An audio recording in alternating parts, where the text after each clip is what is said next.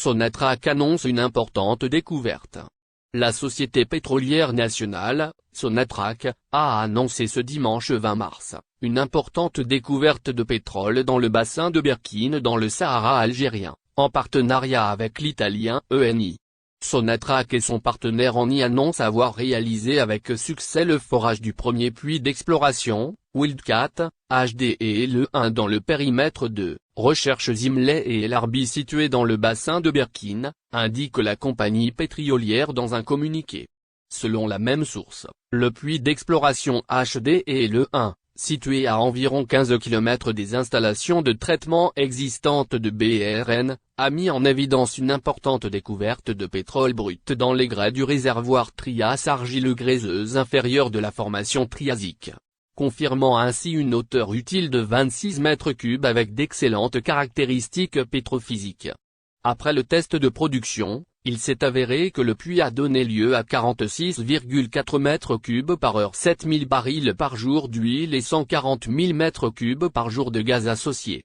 Les estimations préliminaires montrent que la structure HD et le renferme environ 140 millions de barils de pétrole brut en place, précise Sonatrach.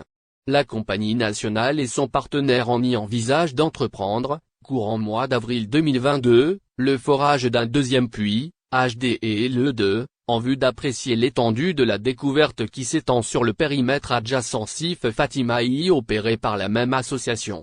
Enfin, les deux entreprises disent travailler en étroite collaboration, pour accélérer la phase de production de cette nouvelle découverte, à travers un développement fast-track.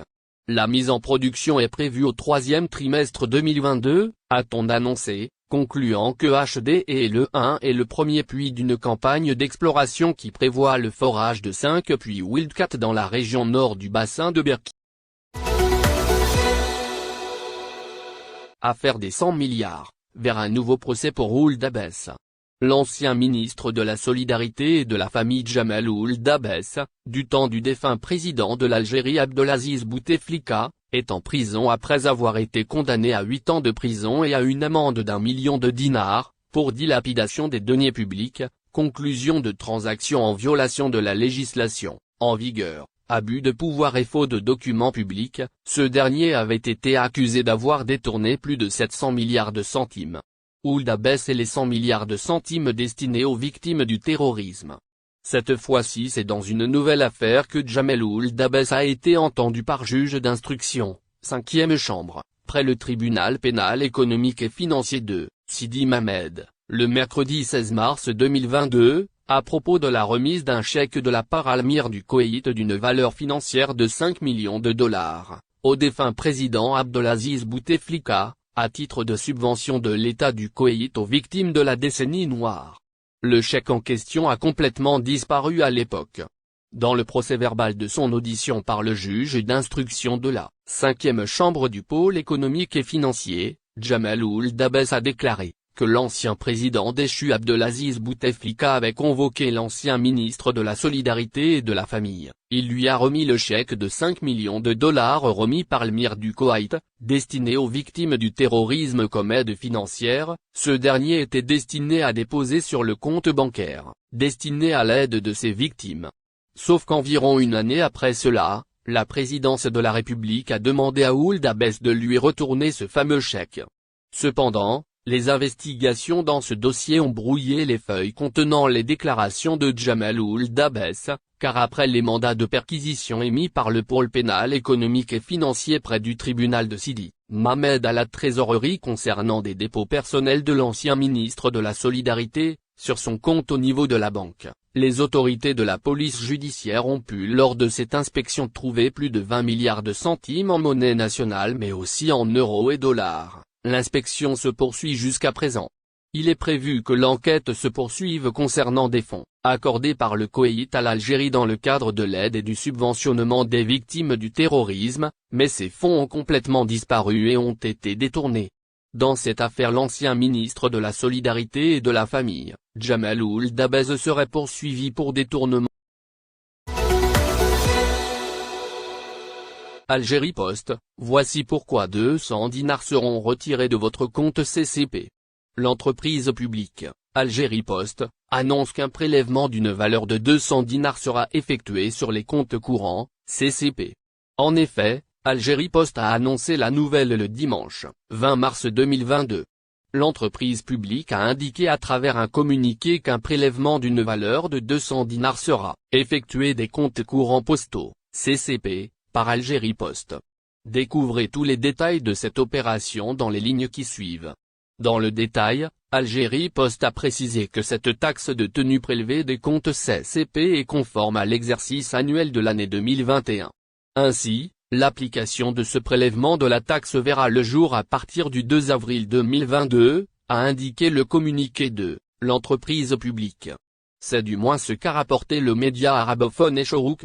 De plus, Algérie Post a souligné que cette taxe annuelle est conforme aux dispositions de l'article 59 du décret exécutif numéro 14299 du 21 octobre 2014. Celui fixant les tarifs des services postaux et services financiers postaux dans le régime de l'exclusivité et le service universel de la Poste, lit-on dans le dit communiqué. En effet, les transactions financières vont vers une modernisation du secteur digital en Algérie. C'est dans ce cadre que le vice-gouverneur de la Banque d'Algérie travaille pour promouvoir le paiement électronique. Cela, en collaboration avec Algérie Post. En fait, les responsables travaillent pour gagner la confiance des citoyens. Mais aussi, pour les encourager à adopter les différents services en ligne proposés par Algérie Post. Rappelons que le nombre de titulaires de comptes courants postaux, CCP, dépasse le seuil des 23,6 millions en Algérie. Ainsi, les cartes Edabia sont principalement utilisées pour le retrait d'argent.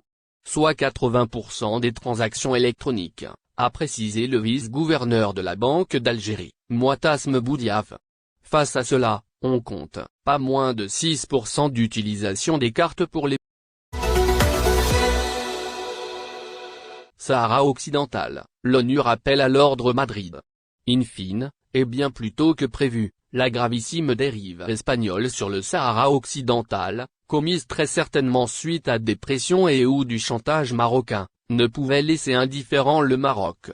Par la voix de son porte-parole, Stéphane Dujarric, elle a en effet rappelé ce dimanche, lors de son briefing hebdomadaire avec les représentants de la presse que le conflit du Sahara doit être résolu dans un processus politique selon ses directives.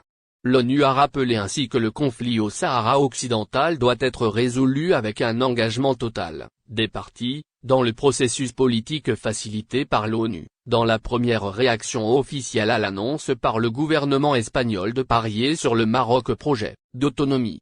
Le porte-parole de l'ONU, Stéphane Dujarric, a également exhorté toutes les parties intéressées à soutenir les efforts de l'envoyé personnel pour le Sahara, Staffan de Mistura, visant à reprendre le processus politique de négociation entre les parties au conflit.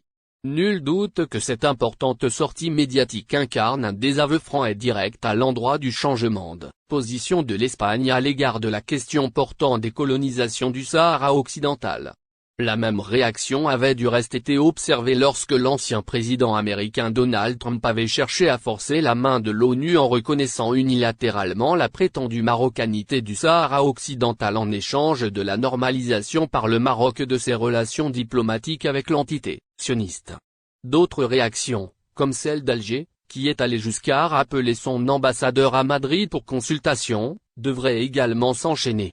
L'Espagne, au regard du droit international, est en effet demeurée la puissance administrante de ce territoire non autonome, et n'a donc pas le droit d'en disposer comme bon lui semble.